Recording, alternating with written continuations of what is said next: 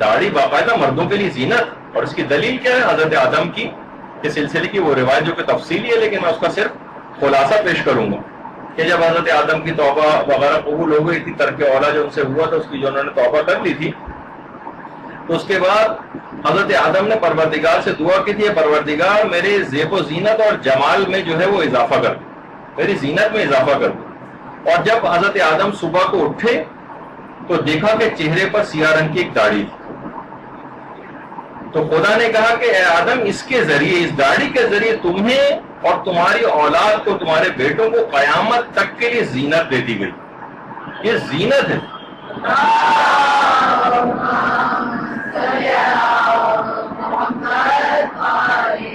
یعنی جسے خدا زینت دے اور خدا جسے خود زینت کہے اور اس کو اپنی عطا جو ہے وہ قرار دے، اس کو آپ کاٹ کر پھینک دیں. یعنی ایسا ہی جیسے کوئی آپ کو اگر تحفہ لا کر دے اور اس کے سامنے ہی آپ اس کے تحفے کو توڑ مروڑ کر اٹھا کر پھینک دیں، کیسا محسوس ہوگا؟ کہ پروردگار کا دیا ہوا ایک تحفہ ہے داڑھی. مرد حضرات اگر اس کو مونڈ رہے ہیں، اس کو صاف کر رہے ہیں، اس کا مطلب ہے کہ پروردگار کے اس عطا کرم اور اس تحفے کو توڑ مروڑ کر پھینک رہے ہیں. اور ہمارے امام حسین علیہ السلام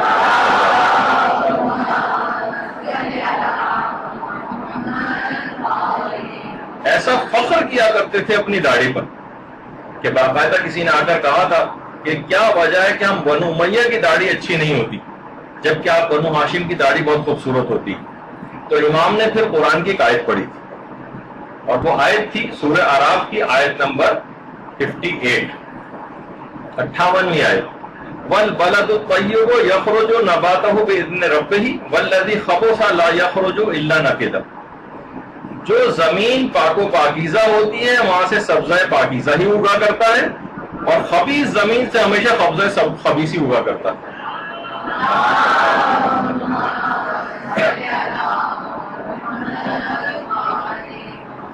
باقاعدہ امام نے اپنے لیے باعث فخر قرار دیتے تھے،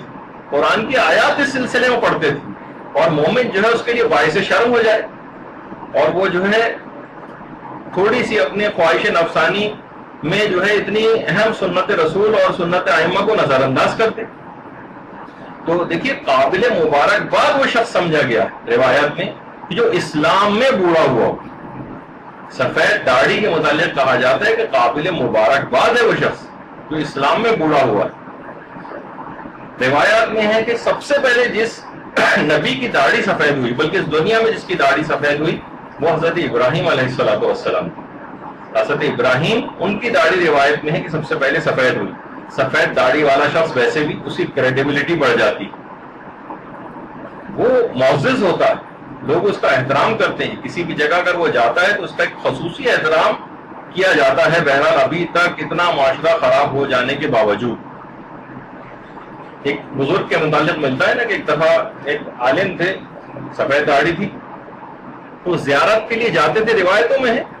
زیارت کے لیے جب جاتے تھے ائمہ کے حرم میں تو فوراً ہی 5-10 منٹ کے اندر زیارت کر کے باہر آ جاتے تھے. لوگ کہتے تھے اتنی جلدی زیارت کر کے باہر نکل آئے، تو اپنی داڑھی پر ہاتھ پھیرتے ہوئے کہتے تھے کیا اس سفید داڑھی کے ساتھ امام کے سامنے ریاکاری کروں گا؟ یعنی جتنا میرا دل چاہ رہا ہے اس وقت اس سے زیادہ بتکلف نہیں رکوں گا. یہ بھی ہے اس کے آداب میں سے کہ فقط اتنی دیر آپ زیارت کے لیے حرم وغیرہ کے اندر رہیں کہ جتنی دیر آپ کا دل چاہے. اگر آپ زبردستی بیٹھے ہوئے ہیں، یعنی اندرونی طور پر کہ یہاں سے کراہیت ہو رہی ہے بیٹھنے میں، زبردستی بیٹھے ہوئے دل نہیں چاہ رہا ہے مثلا، لیکن پھر بھی وہاں پر بیٹھے ہوئے ہیں، تو ایک لحاظ سے امام کی اس کے اندر ایک احانت کا ایک ہلکا سا ایک شائبہ سا ایک اس کے اندر آنے لگتا ہے. تو بہتر ہے کہ آدمی جائے اور فوراً زیارت کر کے جتنی دیر اس کا دل وہاں پر لگے صرف اتنی دیر. تو بہرحال اپنی داڑھی پہ ہاتھ پھیر کے کہا کہ اس سفید داڑھی کے ساتھ میں امام سے ریاکاری کروں گا.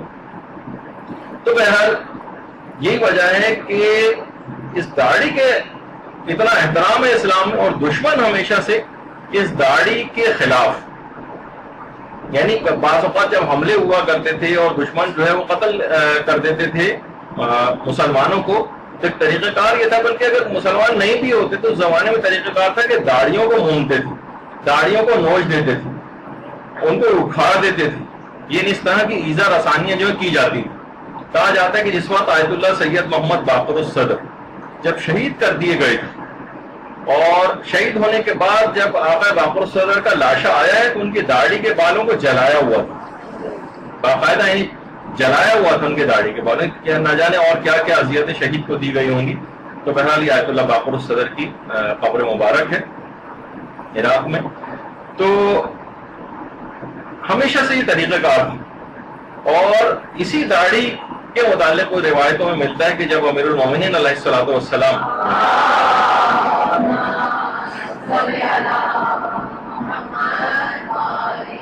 کی شہادت سے بالکل آخری جو ایام چل رہے تھے، ان دنوں میں امیر المومنین نے اپنی داڑھی پر خضاب کرنا بند کر دیا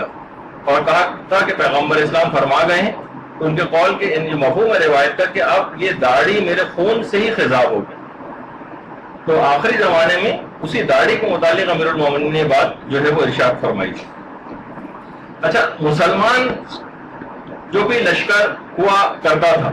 اس زمانے میں بھی اسلامی اس کا حکم تھا کہ جتنے بھی بوڑھے حضرات ہوا کرتے تھے وہ اپنی داڑھیوں کو خضاب کرتے تھے، مستحب حکم تھا ان کے لیے کہ اب اپنی داڑھیوں کو خضاب کریں، تاکہ دشمن جب سامنے سے حملہ کرے آ کر تو وہ یہ نہ سمجھے کہ ہمارے مقابلے پر بوڑھے ہیں سارے سفید داڑھیوں والے، تو ان کے حوصلے کہیں بلند نہ ہو جائے۔ ان کے حوصلوں کو پست کرنے کے لیے کہ جب بادل نظر میں ایک دم سے ان کے اوپر نگاہ جو ہے ڈالیں دشمن کے افراد، تو ان کو نظر آئے کہ یہ سب جوان ہیں جو مقابلے کے لیے آئیں، تو داڑھیوں کو خضاب کرنے کا بھی اس لحاظ سے حکم تھا۔ اور یہی وجہ ہے کہ جب واقعہ کربلا ہوا تھا اور مسلم ابن اوسجا آئے تھے میدان میں، کتنے بزرگ تھے مسلم، شبیب شاکری بہت بزرگ تھے، حبیب ابن مظاہر بہت بزرگ تھے، مسلم ابن اوسجا اور کتنے بزرگ تھے کہ ہاتھوں میں جو لرزہ تھا ان کے کپ کپی راشد اڑاتے کی وجہ سے، تو یہ دشمن پر ظاہر نہ ہو، تلوار کو باقاعدہ اپنے ہاتھ پر رومال سے کس کے باندھ دیا تھا کہ راشا ظاہر رہا۔ آنکھوں سے بھویں جو لٹک کے نیچے آ گئی تھیں ان کو رومال سے باندھ کے اوپر کیا تھا کہ دشمن کو یہ تاثر نہ ہو کہ اتنا بوڑھا آدمی مقابلے کے لیے آیا، اور کمر جو جھکی ہوئی تھی تختہ لگا کے کمر کو مضبوط کیا۔ تو ہمیشہ سے یہ اسلام کے اندر بھی ان تمام چیزوں کو حکم رہا ہے کہ اپنی داڑھیوں کو خضاب کرو اور ایسے نظر آؤ دشمن کے اوپر اپنا روک پڑے۔ تو داڑھی یہ بتاتی کہ جتنا ایمان اس کے اندر ہے اس کا اثر کتنا باہر ہے۔ داڑھی یہ بتاتی کہ دیگر واجبات کے ساتھ ساتھ اسلام پر عمل کرنے والا اس سے کتنی محبت کرتا ہے، اور جیسے کہ میں نے اس سے پہلے کہا کہ انسان جس سے محبت کرتا ہے پھر اس جیسا بننے کی بھی کوشش کرتا ہے۔ اب آپ خود بتائیے کہ رسول و ائمہ سے جو محبت کرنے والے ہیں تو ان کو ان جیسا بننے کی کوشش کرنی چاہیے۔ ان جیسا اگر یہ بننے کی کوشش کریں گے تو پھر جا کر یہ ہوگا کہ ہاں مکمل طور پر اسلام کے تمام احکام کے اوپر جو ہے وہ عمل پیرا۔ اچھا، اب وہاں تو یہ حال تھا، اور یہاں عام حالات میں بھی یہاں پر عام حالات میں بھی لوگ داڑھی مونڈ رہے ہیں، بلکہ عین مرنے سے پہلے چہرہ ایسا بنا کر جا رہے ہیں کہ جو خدا اور اس کے رسول کو پسند نہیں۔ نام نہیں لوں گا، لیکن ایک بہت بڑی پاکستان کی شخصیت ایسی تھی کہ جس کو سزائے موت سے پہلے جو آخری وصیت انہوں نے کی تھی کہ شیو کا سامان لایا جائے، میں شیو کرنا چاہتا ہوں سزائے موت سے پہلے۔ تو دیکھیے، چلے میں پھر بھی یہ کہوں کہ جو شخص بھی گناہوں میں سراسر ڈوبا ہوا ہے وہ اگر داڑھی مونڈ رہا ہے تو چلے پھر بھی کچھ سمجھ میں بات آتی ہے کہ بھائی تم تو پہلے ہی سے تمام قسم کے گناہ کرتے ہی تھے، جب پہلے سے تم گناہ کر رہے تھے تھوڑے سے تم نے گناہ چلو اور کر لی، داڑھی مونڈنے کا گناہ بھی اس میں ہو گیا۔ مگر افسوس ہمیں ہوتا ہے ان نمازی، روزے دار، حج کرنے والے افراد اور دیندار مومنین پر کہ اتنے سارے نیک اعمال کرنے والے وہ اس گناہ کا الگ سے ارتکاب کر رہے ہو۔ دیکھیے، فاسق و فاجر اور بہت زیادہ بدکار افراد کی تو بات ایک طرف وہ کریں تو سمجھ میں آتی، لیکن تم تو دیندار ہو، تم تو خمس بھی نکالتے ہو، تم تو حج بھی کر چکے ہو، تم عمروں کے اوپر بھی جاتے ہو، تم جو ہے نمازیں بھی پابندی کے ساتھ پڑھ رہے ہو، روزے بھی رکھ رہے ہو، پھر اس گناہ کو مسلسل کرنے میں کیا مسئلہ ہے تمہارے ساتھ؟ تو دیکھیے، ایسے ہی ہے جیسے کوئی دودھ دینے کے بعد مہنگیاں کر دے، یعنی بہت تم نے اچھا کام کیا، ایک بہت نفع بخش ایک چیز مہیا کی اپنے اعمال کے اندر، یہ سارے تم نے نیک اعمال کی، لیکن کیا ہے کہ اس کو مہنگیاں ڈال کے مثلا گندا کر دیا۔ تو یہ تمام چیزیں ایسی ہیں کہ ایسے افراد کو بھی نکیر کرنا بہت ضروری، ان کو بھی روکنا بہت ضروری کہ تم تو دیندار ہو، تمہیں ایسا نہیں کرنا چاہیے۔ اچھا دیکھیے، بہت سارے گناہ ایسے ہیں کہ جو انسان ہر وقت نہیں کر سکتا، مثلا کوئی شرابی ہے، کتنی دیر شراب پیے گا؟ اس کے بعد جب وہ نہیں پیے گا تو شراب پینے کا گناہ نہیں ملے گا، جب تک پی رہا فقط جب تک شراب کا گناہ ملے گا۔ قتل جس وقت اس نے کیا، ہر وقت تو ہر سیکنڈ تو قتل کا گناہ نہیں ملے گا، وہ خود ہی ایک اتنا عظیم گناہ ہے ایک دفعہ کا قتل ہی، کہ 500 دفعہ عالم آخرت میں اس کو قتل کیا جائے گا۔ بہت سی روایات میں یہ قتل کے بدلے خالی، وہ ایک الگ ہے جس پر ہماری فی الحال گفتگو نہیں ہو رہی ہے۔ اسی طرح سے اگر کوئی مثلا حرام فلم دیکھ رہا ہے تو بس 2 گھنٹے یا 3 گھنٹے کی جو بھی فلم ہے اتنی دیر کا اس کو گناہ ملے گا، باقی عمومی زندگی میں تو گناہ نہیں ملے گا۔ مگر داڑھی مونڈے ہونے کا ہر وقت گناہ ملتا رہے گا۔ تم نے داڑھی مونڈ لی نا، ہر وقت تم پر واجب تھا کہ وہ تمہاری داڑھی رہتی، تم نے جو چہرے کو صاف کر لیا ہے تو ہر لمحے ایک نیا گناہ لکھا جاتا رہا۔ اچھا دیکھیے، بہت سارے گناہ ایسے ہیں کہ جو ہم حالت عبادت میں نہیں کر رہے ہوتے۔ مثلا جس وقت اگر کوئی شخص نماز پڑھ رہا ہوتا ہے، کہیں آپ نے دیکھا ہے کہ وہ شخص جو ہے وہ دوران نماز مثلا غیبت نہیں کر رہا ہوتا، دوران نماز جھوٹ نہیں بول رہا ہوتا۔ بہت سے اعمال ایسے ہیں جو حالت روزہ میں انسان نہیں کر رہا ہوتا۔ لیکن یہ گناہ جو داڑھی مونڈنے کا، یہ وہ گناہ ہے جو عین حالت عبادت میں انسان کر رہا ہوتا ہے۔ مثلا اگر کوئی شخص نماز پڑھ رہا ہے اور داڑھی مونڈا ہے، وہ عین حالت اطاعت اور عبادت کے اندر یہ گناہ کر رہا ہے، عین حالت عبادت میں۔ یعنی سب وہ نماز پڑھ رہا ہے، داڑھی مونڈا ہوا ہے، کوئی عذر شرعی بھی اس کے پاس نہیں ہے کہ اس نے داڑھی کو مونڈا ہے، اور وہ اس قسم کی کوئی بات کر رہا ہے اور داڑھی کو مونڈ رہا ہے، عین حالت عبادت میں اس کو گناہ ملے گا۔ کوئی روزے دار ہے، خریداری کر رہا ہے، افطاریاں خریدتا پھر رہا ہے، مثلا حالت عبادت میں ہے، مسلسل حالت عبادت میں رہتا ہے روزے دار۔ اب اگر اس نے داڑھی مونڈی ہوئی ہے اور اسی کے اندر تمام عبادات کو انجام، روزے جیسی عبادت کو بھی انجام دے رہا، تو مسلسل اس عبادت کے درمیان یہ گناہ کرتا چلا جا رہا، مسلسل یہ گناہ کر رہا۔ اسی طریقے سے حج کرنے جا رہا ہے اور چہرے کے اوپر داڑھی نہیں ہے، عین حالت عبادت میں، خانہ کعبہ میں، مسجد الحرام میں، طواف کی حالت میں، احرام پہنے ہوئے یہ گناہ کر رہا۔ خود سوچیے کہ بہت سارے گناہ ایسے ہیں جو ہم نہیں کرتے ہیں حالت عبادت میں، لیکن داڑھی مونڈنے کا گناہ ایسا ہے کہ جو مرد حضرات حالت عبادت کے اندر اور حالت اطاعت میں بھی کر رہے ہوتے ہیں۔ اسی طریقے سے مثلا خاتون کا تو نہیں کہہ رہا کہ میں، لیکن جو مرد حضرات جو بغیر داڑھی والے ہوتے ہیں اور وہ رمی جواہرات کے لیے جاتے ہیں کنکر مارنے شیطان کو، تو شیطان بھی کنکر کھا کے، کنکر تو مار رہا ہے لیکن ہنس رہا ہوتا ہے کہ تم تو تمام سیرت پہ میری عمل کر رہے ہو، میں نے تم کو سکھایا کہ داڑھی، یعنی داڑھی مونڈے حضرات جب شیطان کو کنکر مارتے ہیں تو واقعتاً شیطان ہنستا ہوگا ان کو۔ تو عین حالت عبادت کے اندر شیطان ہی کو کنکر مار رہے ہیں، لیکن شیطان کا مدعا اور مقصد بھی ساتھ ساتھ پورا ہو رہا ہوتا ہے۔ اور کتنے ہم دیکھتے ہیں، خالی یہ نہیں، مصر کے اندر تو بہت کامن یہ چیز ہے کہ وہاں کے بڑے بڑے پیش امام حضرات تک بھی جو ہیں، ان کی تو چلیں پھر بھی ہلکی پھلکی داڑھی نظر آ رہی ہے، ورنہ مصر میں بہت بڑی تعداد ایسے پیش اماموں کی ہے کہ جو داڑھی مونڈے ہوئے ہیں۔ اور بہت سے تو یہاں تک اخبارات کے اندر یہ چیز آئی کہ وہ نماز پڑھائی، اپنے حجرے میں گئے اور وہ جو ابا وغیرہ ہوتی اتار کے الگ رکھی، وہاں پہ شراب کی بوتل رکھی ہوتی، شراب پی، اور وہاں سے پھر نماز پڑھا کر اور شراب پی کے وہاں سے اپنے اپنے گھروں کو چلے گئے۔ تو بعض اوقات اس طرح کے افراد کی بھی مثالیں لوگ لے کر آتے ہیں، تو ان کو ایسے افراد کی مثالیں لانے سے کوئی داڑھی مونڈنے کا جواز پیدا نہیں ہوتا۔ اچھا اب دیکھیے کتنے ہیں ہمارے علماء ایسے گزرے، علامہ ذیشان در جوادی مر، 2 علماء ایسے ہیں کہ جنہوں نے واقعاتاً، ویسے تو جو بھی اچھا عالم ہے وہ ضرور ان موضوعات پر گفتگو کرتا ہے، لیکن 2 افراد ایسے ہیں، ذیشان در جوادی، جس میں خاص طور پر جن کا ابھی ذکر کریں گے، یعنی جس گھر میں بھی ذیشان در جوادی ٹھہرتے تھے وہاں ان کا ٹاسک یہ ہوتا تھا اس گھر میں کم سے کم جو مرد حضرات ہیں جو بے داڑھی والے ان کو داڑھی ضرور رکھوا کے جاتے تھے۔ یعنی ایسا نہیں گھر میں آئے ہیں، اچھا نہیں لگے گا، ان کو امر بالمعروف کریں گے، انہی کے گھر رہ رہے ہیں، کھانا کھا رہے ہیں، دیگر جو ہے وہی ان کے لیے خدمات ساری انجام دے رہے ہیں، اور انہیں کو عام طور پہ ہوتا ہے نا آدمی شرما حضوری میں آ جاتا ہے، نہیں، شرما حضوری میں نہیں آتے تھے، اور گھر کے ان تمام افراد کو جو بغیر داڑھی کے ہوتے تھے داڑھی رکھوا کر جاتے تھے باقاعدہ۔ یعنی ذیشان در جوادی کا وہ تھا۔ بہت سے لوگ آتے تھے، ارے مولانا آپ کو یاد ہے کہ میں ایک دفعہ آپ کے ساتھ 3 سال پہلے حج پہ تھا؟ مولانا کہتے جی جی ہاں یاد ہے مجھے، لیکن اس وقت تو آپ کے چہرے پر داڑھی تھی، آج داڑھی کہاں چلی گئی؟ کیوں نہیں ہے داڑھی آپ کے چہرے پر؟ جی جی بس غلطی ہو گئی، انشاءاللہ آپ سے رکھوں گا، اس کو بھی رکھوا کر جاتے تھے۔ یعنی اس طرح سے ایک باقاعدہ ایک ٹاسک ایک اپنا ایک بنایا ہوا تھا۔ تو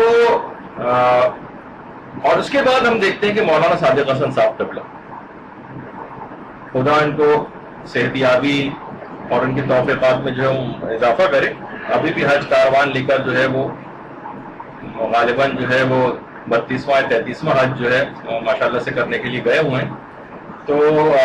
اتنی خدمات دینی، اور اس پہ خاص طور پر داڑھی اور پردہ، یہ تو ان دو چیزوں کا کوئی شاید ہی تقریر ایسی جس میں اس کا تذکرہ نہ آتا ہو.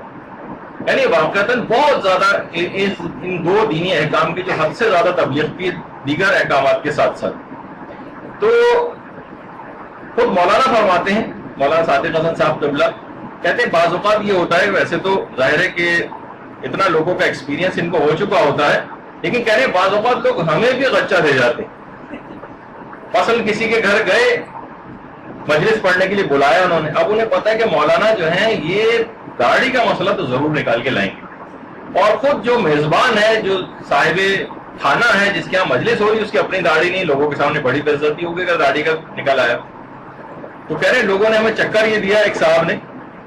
یہ کہا کہ مولانا دیکھیں ہمارے خاندان میں خمس دینے کا رواج نہیں، آپ ایسا کیجیے خمس کے اوپر آج جو ہے وہ مجلس پڑھیں. مولانا نے کہا ٹھیک ہے، خمس پہ پڑھ دیتا ہوں. یعنی ان کو دوسری طرف ان کا زاویہ کر دیا کہ خمس پہ پڑھ دیں گے تو داڑھی کا ذکر نہیں آئے گا. کہہ رہے اتفاق ایسا ہوا کہ خمس کا ذکر کرتے کرتے خود بخود ایک موقع ایسا آیا کہ جس میں جو شیونگ بلیڈ ہوتا ہے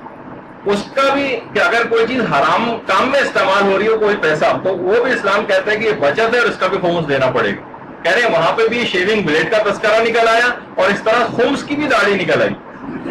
تو کہہ رہے ہیں وہاں پر بھی بہرحال انہوں نے تو اپنے تئیں بہت کوشش کی کہ میں اس موضوع کے اوپر نہ پڑھوں، لیکن کیا ہوا کہ بہرحال ایسا موقع نکل ہی آیا کہ اس کے اندر بھی داڑھی خمس کے اندر بھی نکل ہی آئی. اور بعد میں انہوں نے بڑا افسوس کیا کہ مولانا جو ہے بہرحال اس طرف آئی گئے. تو دیکھیے بہت سی بیویاں اس طرح سے ہوتی ہیں جو اپنے شوہروں کو نہیں رکھنے دیتی. اور قرآن کے دیکھیے آیات بھی، ان الذین یحبون ان تشیع الفاحشہ فی الذین آمنوا لہم عذاب علیم فی الدنیا والآخرہ. یعنی جو شخص بھی اس بات کو پسند کرتا ہے کہ گناہ عوام میں بڑھیں، گناہ لوگوں کے اندر پھیلیں، فواحشات کا فروغ ہو، ان کے لیے لہم عذاب علیم فی الدنیا والآخرہ، دنیا میں بھی عذاب ہے ان کو اور آخرت میں بھی ان کو عذاب دیا جائے. تو وہ خواتین کہ جو اس طرح سے کر رہی ہیں اور مسلسل اپنے شوہروں کو، اپنے بھائیوں کو، اپنے بیٹوں کو مجبور کرتی ہیں کہ وہ داڑھی کو مونڈے، ان کے لیے اس دنیا کے اندر بھی عذاب ہے اور آخرت کے اندر بھی ان کو عذاب بھگتنا پڑے گا. اور خاص طور اور اسی طریقے سے وہ تمام مرد حضرات کہ جو اپنی بیویوں کو پردہ کرنے سے جو ہے وہ منع کرتے ہیں اور ان کو روکتے ہیں کہ ہر صورت میں تم کو یہ اتارنا پڑے گا. آج کل کے دور میں اس قسم کے افراد موجود ہیں معاشرے کے اندر. تو یہ بات یاد رکھ لیجئے. بہرحال علماء کا ایک جملہ ہے کہ کسی بھی عورت کا بے پردہ باہر نکلنا یا اس کو بے پردگی پر مجبور کرنا یہ خیام حسینی پر تیر چلانے سے کسی طور پر بھی کم نہیں. جو دشمن نے خیام حسینی پہ تیر چلائے تھے اس کا مقصد یہ تھا کہ عورتیں بدحواسی میں بے پردہ خیموں سے باہر آ جائیں. وہ ایسا ہی ہے جو بھی شخص بے پردگی خواتین میں لانا چاہتا ہے، ان کو پردے سے روکنا چاہ رہا ہے، ایسے ہی جیسے خیام حسینی پر تیر چلا رہا ہے. اس کو معمولی چیز نہ سمجھا جائے کہ ٹھیک ہے آج کل کون ان چھوٹی چھوٹی چیزوں کی پرواہ کرتا ہے، یہ بہت بڑا مسئلہ. تو بہرحال دیکھیے پیغمبر اسلام نے جس طریقے سے باطن کی درستگی کا اہتمام فرمایا ہے اسی طریقے سے ظاہر کی درستگی کا اہتمام بھی فرمایا. لباس کیسا ہونا چاہیے، انسان کی وضاحت کیسی ہونی چاہیے، شکل و صورت کیسی ہونی چاہیے. جب بھی منع کیا گیا کہ کافروں کے ساتھ جو ہے شباہت اختیار نہ کرو کافروں سے. اور پیغمبر اسلام نے خود بھی رکھی، لوگوں کو بھی حکم دیا، ائمہ نے خود بھی رکھی، داڑھی رکھنے کا دوسروں کو بھی حکم دیا. لیکن آج کل جو لوگ آج کل کٹ حجتی کے اوپر اتر آتے ہیں، ایسے افراد کے جو کہ اس کے خلاف دلائل لے کر آتے ہیں کہ نہیں بھائی داڑھی رکھنا ضروری نہیں، ایسے افراد کو توبہ کی توفیق ملنے میں مشکل ہو جاتی ہے. دیکھیے اگر آدمی کوئی گناہ کر رہا ہو لیکن توجیحات تلاش نہ کرے، گزرے گناہ بدتر از گناہ، توجیحات تلاش نہ کرے، ٹھیک ہے کہہ کہ ہاں گناہ کر رہا ہوں کیا ہے بس، تو اس کو پھر بھی امکان ہے کہ کبھی نہ کبھی توفیق توبہ اس کو نصیب ہو جائے گی. لیکن جو اس کے برخلاف ڈٹ گئے آ کر، جو مورچہ بنا کے کام کر رہا ہے اور جو کہ اس کے خلاف کام کر رہا ہے، دلائل ڈھونڈ کے لانے کی کوشش کر رہا ہے کہ کسی طریقے سے میں اس سے پہلو تہی کر جاؤں ایسے اشخاص کو تو پھر توبہ کی توفیق بھی نہیں ملتی، اور یہ اگر مریں گے بھی تو اسی گناہ کو کرتے ہوئے مریں گے۔